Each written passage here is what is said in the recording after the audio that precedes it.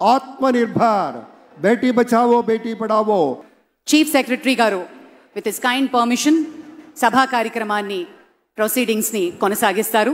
దానికి మరికొద్ది క్షణాల్లో మన గౌరవనీయులు ముఖ్య అతిథులు ప్రధాని ఈ వేదిక మీదకి రానున్నారు.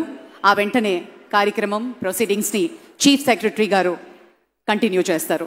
పెద్దల్ని గన్నవరం ఎయిర్పోర్ట్లో స్వాగతించి మన గవర్నర్ గారు, మన కాబోయే ముఖ్యమంత్రి శ్రీ చంద్రబాబు నాయుడు గారు ఇక్కడికి విచ్చేస్తూ ఉన్నారు.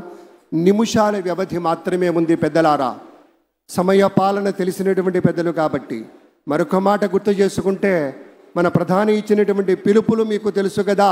నరేంద్ర మోదీ గారు ఎప్పుడు చెప్తారు, స్వచ్ఛ భారత్, ఆత్మనిర్భర్, బేటీ బచావో బేటీ పడావో ఇత్యాది పథకాలన్నీ కూడా మన రాష్ట్రంలో కూడా దూరదృష్టి కలిగినటువంటి శ్రీ చంద్రబాబు నాయుడు గారు కళలు కనడానికి ధైర్యంతో పాటు ఆ వచ్చిన కళల్ని సాధించడానికి సాహసంతో ముందుండేటువంటి వ్యక్తిగా చంద్రబాబు నాయుడు గారు ప్రపంచంలో వచ్చినటువంటి ఐటీ విప్లవ ఫలితాలు తెలుగు జాతికి అందాలని మొట్టమొదటగా అంచనా వేసి ఇవాళ హైదరాబాద్ మహానగరం ఒక ఐటీ హబ్గా ఉంది అంటే కారణం చంద్రబాబు నాయుడు గారని చెప్పుకోవాలి.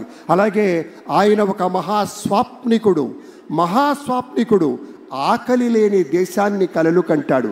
కేవలం ఉన్నత స్థితికి వెళ్ళాలి, నేను సంపాదించుకోవాలి, నేను ఎదగాలన్నది కాదు. ఆకలి లేని దేశాన్ని చూడాలి, ఆకలి లేని దేశాన్ని కలలు కనాలి.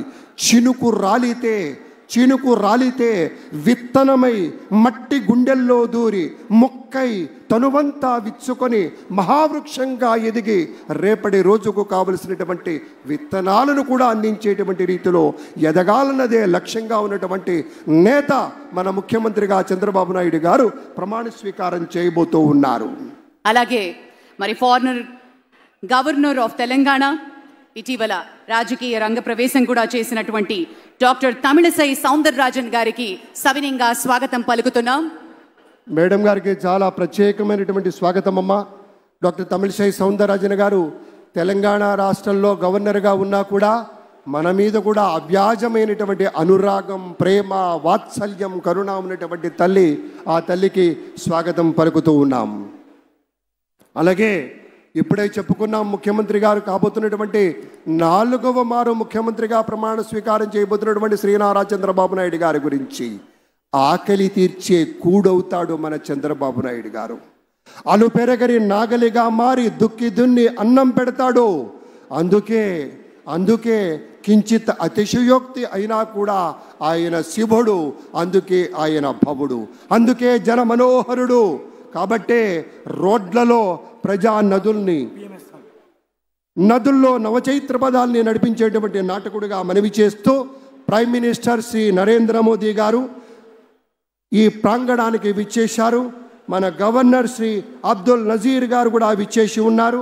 కాబోయే ముఖ్యమంత్రి వర్యులు శ్రీ చంద్రబాబు నాయుడు గారు అందరూ కలిసి ఒక్క 2 నిమిషాల వ్యవధిలో, సరిగ్గా 2 నిమిషాల వ్యవధిలో ఈ ప్రాంగణానికి విచ్చేస్తారు. వారి రావడంతోనే మీకు మనవి చేస్తాం. ఇక్కడికి రావగానే ప్రధానమైన వేదిక నుంచి మన యొక్క అభివాదాలు అందుకుంటారు.